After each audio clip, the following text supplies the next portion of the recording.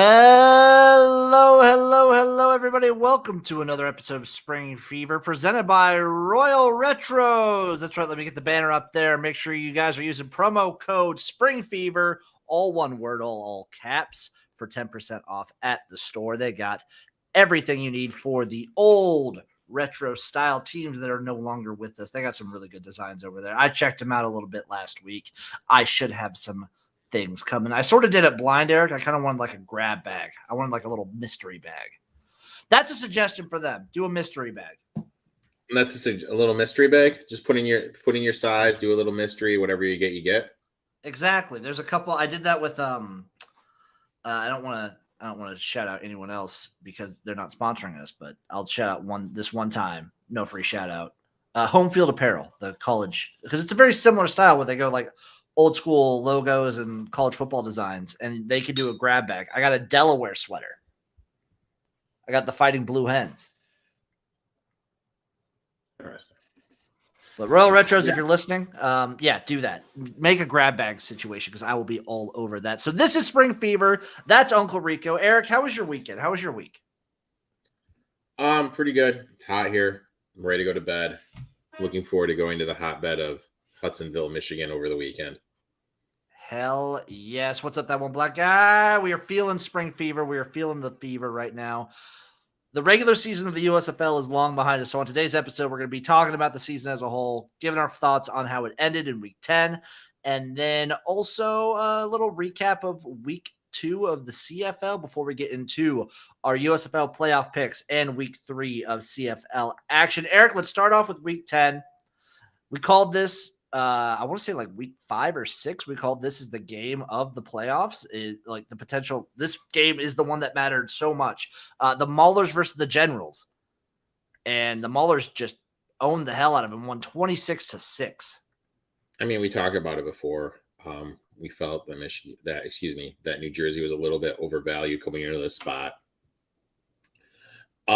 And that the Maulers' defensive line would be able to get home and make Johnson and the rest of that running Johnson uncomfortable. They'd constantly be behind the sticks. They would struggle running the ball. Kind of played out how we played it. And I mean, that was my only bet of the weekend. And it was nice to cash that ticket and just kind of sit back and enjoy the rest of the games.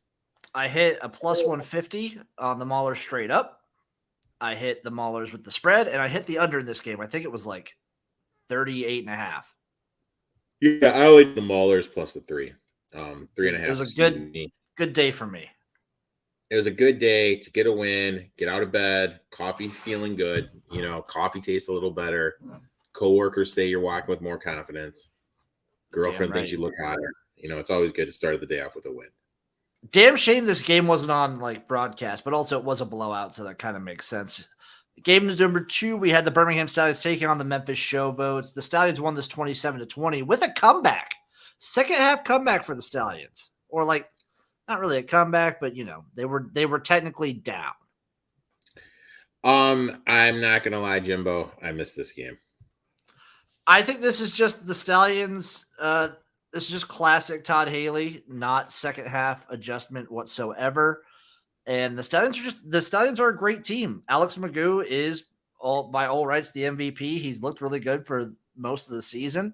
They have a lot of weapons, and they're actually coming into the playoffs getting healthy. They're actually getting players back in time for the playoffs. They're getting Scooby right back. They're getting other key pieces back for the most critical part of the season. Showboats, it's basically the same season they had last year as the Bandits, where they were right on the cusp and then just couldn't make it happen. Yep. Right there, and just at the end of the line, just couldn't get over the hump. They did look better, though. That 5-game stretch was just for them. Brutal. Game number 3, we had the Breakers taking on the Gamblers. The Breakers win this one 17-10. Closer game than I would have anticipated with how the Breakers have been playing. That defense, though, has been looking real good for them. Defense has been looking good. We're both of us are a little bit shocked about this offense not really being where we thought it would be at this time at the end of the season.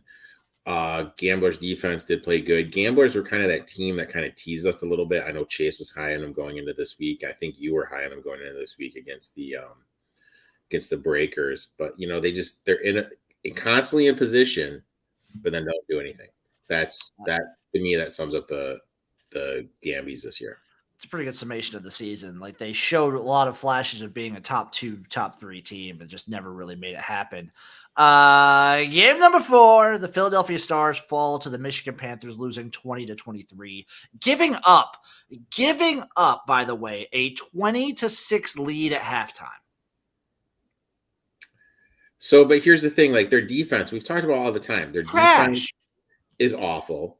And then when all your playmakers on the outside get to the point where they're out and you're playing backups, you don't have that guy that can move the chains. You really struggled, and that's what happened. Michigan made some plays, but you kind of had that feeling. You're like, okay, you know what?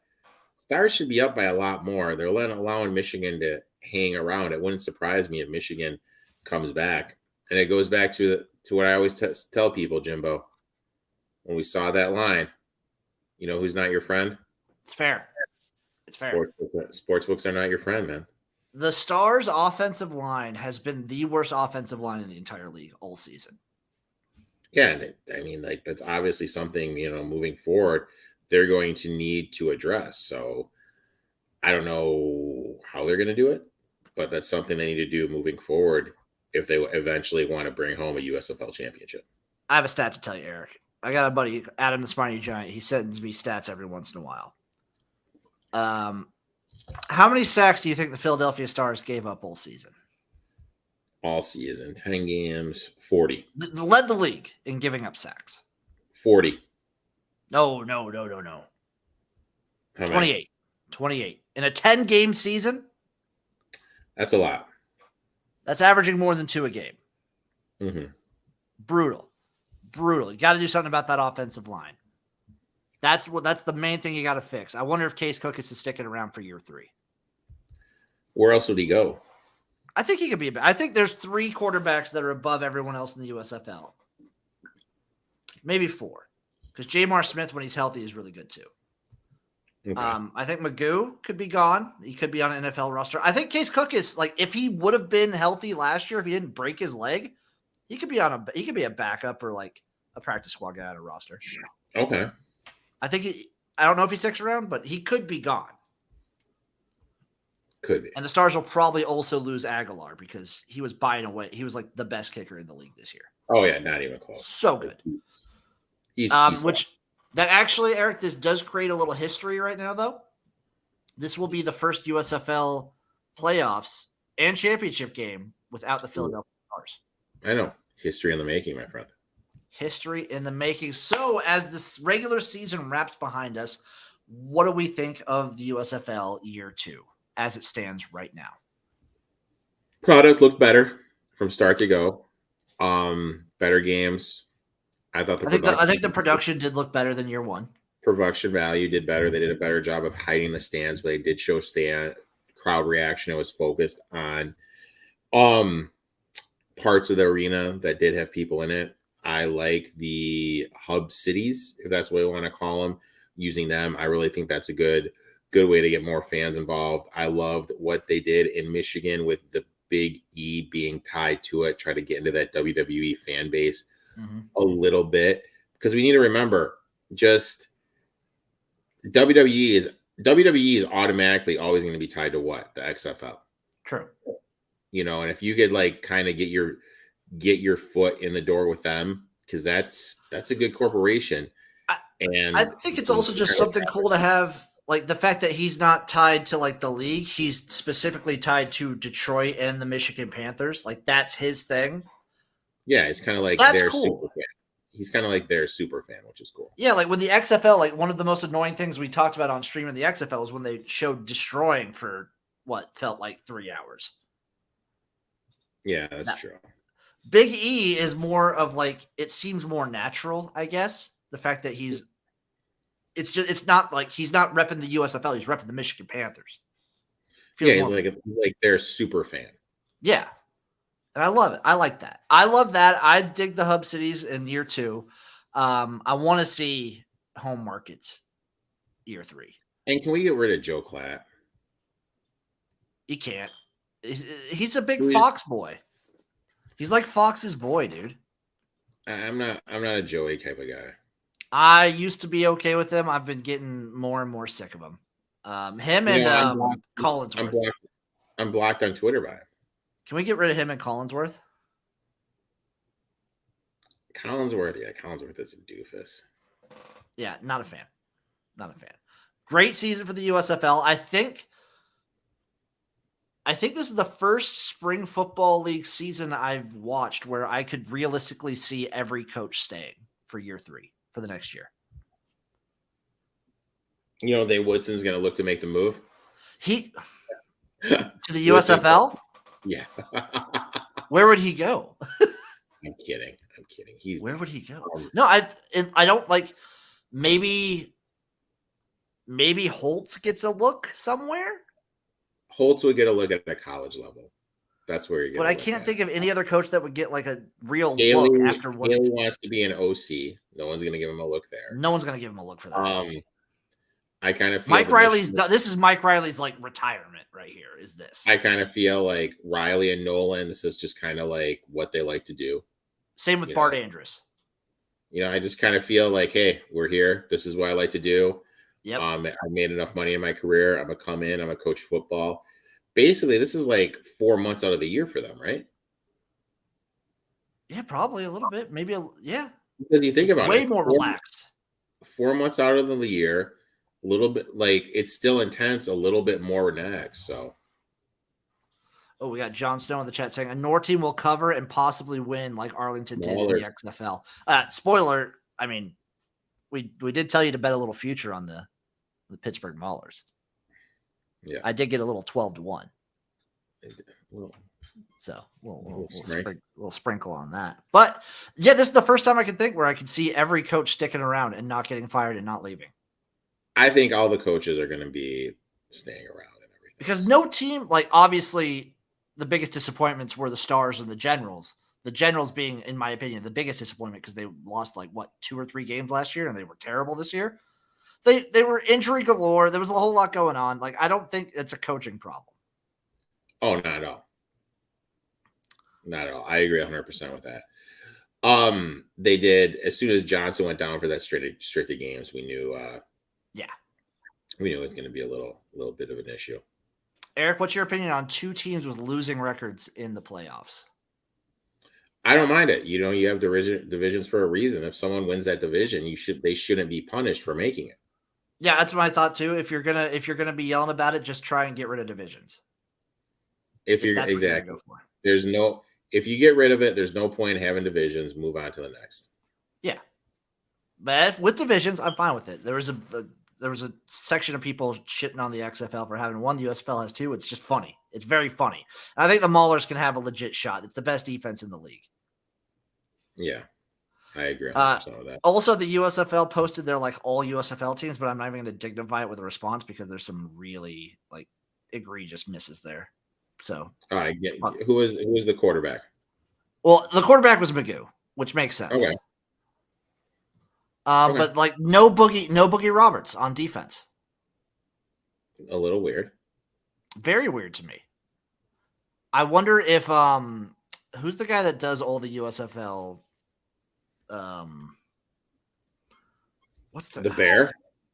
No, he does all the gambling, but they have a guy that writes all the articles. He's the only one. He does like a bunch of college football stuff, and he's awful in that too. What's the guy's name? I'm looking it up right now. Let's see. RJ Young. Never heard of him. He does like college football stuff in the USFL, and it's just awful. So his last power rankings. I'll just look at his power rankings, then we'll see what our power rankings are. Stallions, Breakers, Maulers, Panthers, Gamblers, Showboats, Stars, Generals. Oh, he's got the Maulies at 3. I would probably put the Panthers below the Gamblers and Showboats. Yep, I agree with that. Other than that, whatever. It's fine. I mean, I think you just do them as a top 4 because they're obviously in the freaking. They're the playoffs. Yeah, I get it. Whatever, dude. Whatever. But now, Eric, it's time to look back to the past for the CFL. We just had week 2. Week 2 is already done, Eric. Week 2 is in the past for the CFL. Game 1, we had the Stamps versus your Red Blacks. And Eric, you called this one from the rooftops. And the Red Blacks lose this one 15-26 at home. Continuing the home loss streak. Can I just say no comment? You can say no comment. I mean, Calgary looked a little bit more of the same. I just think Ottawa's a very much a worse team than BC. Sometimes, like, how can I say this poetically? You just look at teams and you're like, what the hell are you working on in practice? And I really feel that's what I'm looking at when I do watch the Red Blacks. I mean, and I don't know, maybe they're just kind of going through the motions until Masoli comes back in. Yeah, maybe they're just kind of going through the motions until he comes back. I don't know.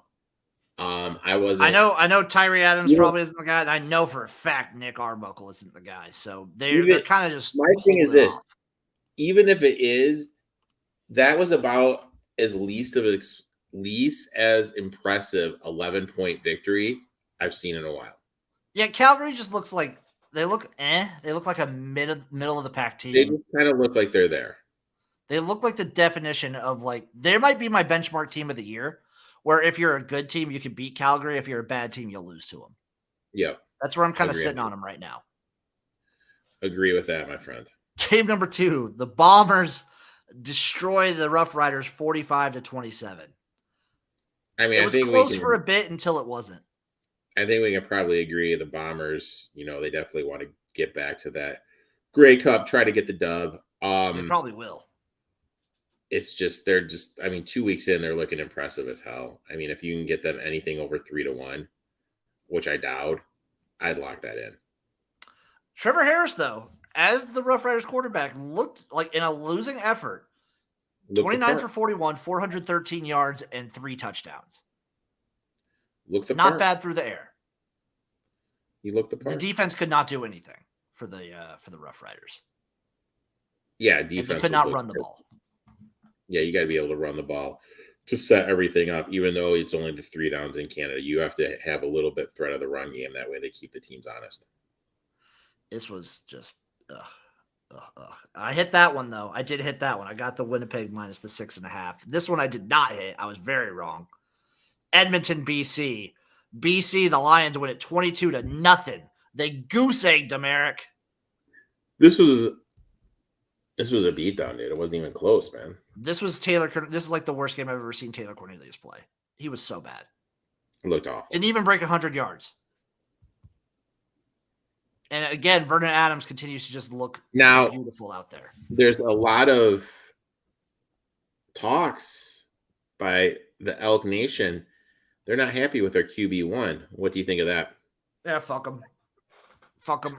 I mean, there's not. He doesn't have he has good wide receivers, but guess what? The offensive line is still garbage. Yeah, that's true. And he showed I don't know. I say give him a shot. And Jon Snow is right. BC is good. BC seems to have barely missed a step from last year. Vernon Adams is a dude. He's a straight up dude. To me.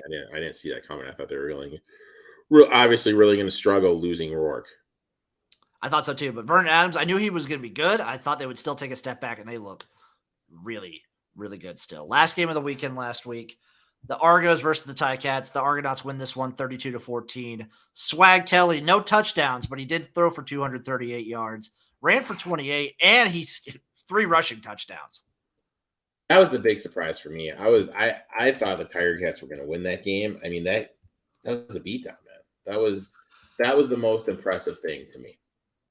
I think I was just right. So the latter half of last season, I was very much out on Bo Levi Mitchell when he was playing in Calgary. I was just out on him, not a huge fan. Yeah. He's injured. He's done for a good chunk of the season now. It's going to be Matthew Schultz for the next week. And I on record last year, I liked Matthew Schultz better than I liked Dane Evans last year.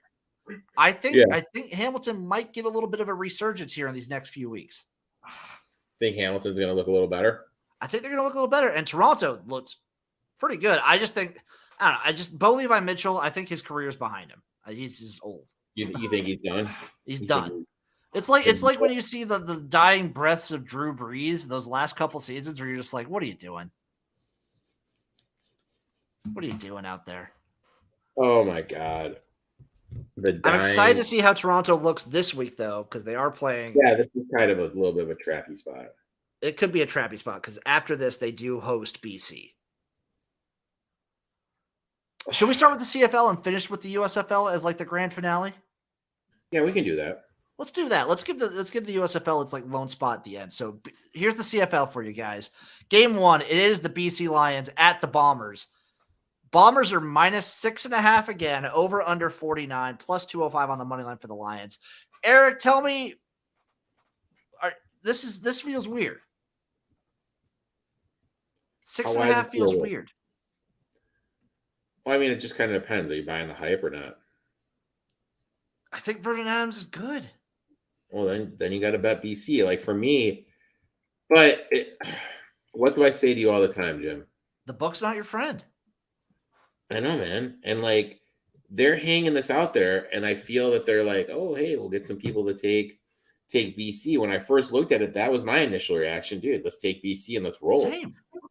But when I look at it and just remember they're not your friend, I just think that it's best just to walk away. I'm going to pass. I think the only thing I'm going to end up taking here, because I do think Winnipeg can at least offensively keep up with BC and vice versa, I will take the over 49. I know it's a high total, but I'm going to take the over. Mm-hmm. I'm going to risk that. Montreal Alouettes. What were you saying?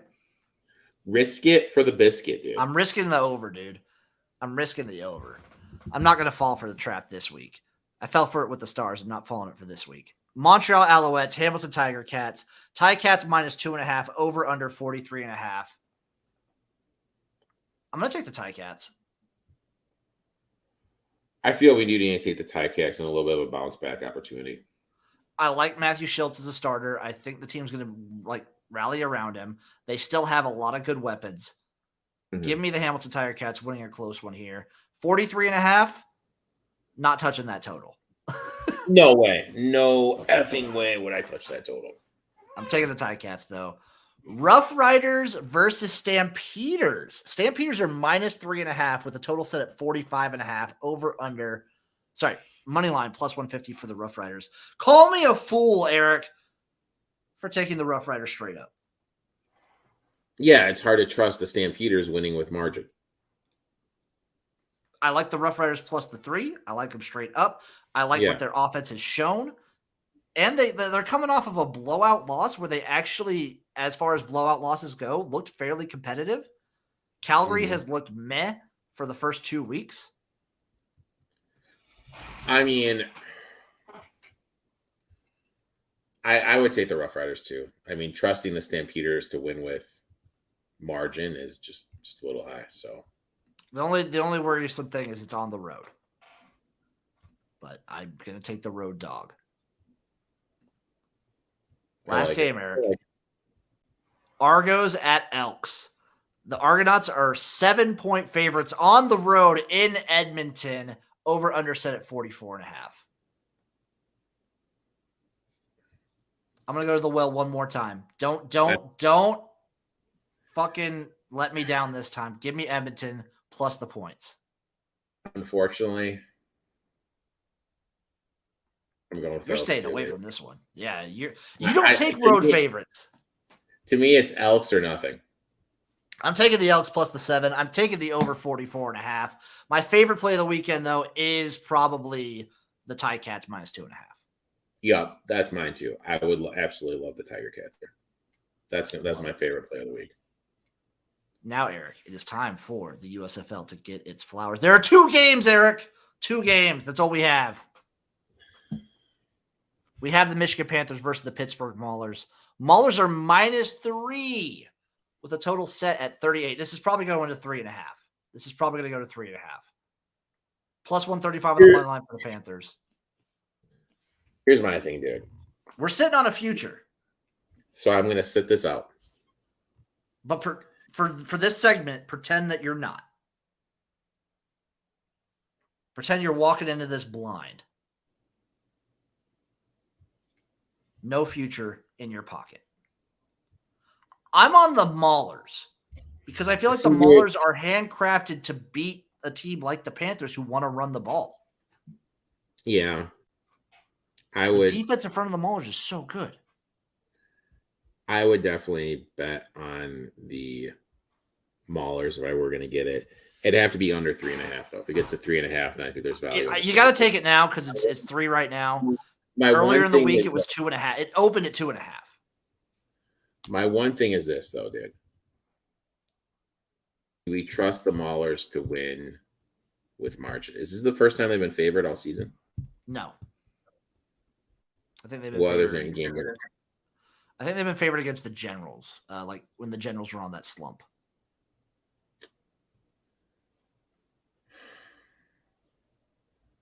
I would lean the Maulers. No bet, but I'd lean the Maulers. I would also lean the Maulers. No bet for me because I'm riding that future. I might dabble with the under 38, honestly.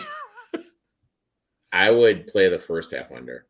Oh, first half under forever. The first half under, for those of you unaware, is 18.5. I will be playing that. Yeah. That's just going to happen. Game number 2, it's the Breakers versus the Stallions. Stallions are a 3-point favorite. That's probably coming up too. Over under of 45, plus 142 on the money lines. Eric, again, we're sitting on a Breakers future at plus 750. Yeah, so I mean, we're in a great position. Hopefully, you can get it where it's the Breakers against the Maulers. But again, as you say, for the segment of the show, I think what we're going to do is we're going to take the team with the points. We're going to take the Breakers. To me, if this gets to 3.5, I will be betting the Breakers. But right now at 3, it's nothing for me. Yeah, if it gets to 3.5, I'll probably be taking the Breakers as well. I also might dabble on the over. I could see this turning into a shootout with the Stallions. A lot of their games have turned into shootouts. Yeah, and the Stallions have like just been in a lot of shootouts recently. Like, what was it? Their last game was 27-20, 47 right there. Before that, 38-15. That's 53 right there. Before that, it was again 51 versus the Stars. Like they've been in some like high scoring games. Barn burner. That's what it comes down to. Favorite bet of the weekend, Eric? I think we're just both going to say Hamilton, right? Ticats minus 2.5. Yeah, Hamilton. Yeah. Hamilton minus 2.5. I will say this though, Breakers get over 3. I take that though. Breakers get over. If they get to 3.5, you're on it. Yeah. Oh god, I was burped. Almost threw up there. Eric, any parting words for the USFL? Let's finish strong. Let's keep the games going. I hope they're competitive games. You kind of have, I want to say, the stage to yourself this weekend. I mean, there's no NBA, no NHL.